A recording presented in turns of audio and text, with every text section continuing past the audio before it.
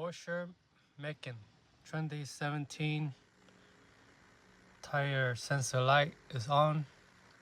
Cause we changed the tire, but everything is good.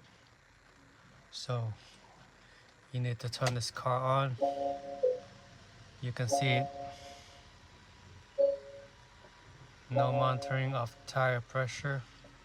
But how you get to that menu? You go to this TPMS indicator, and you press select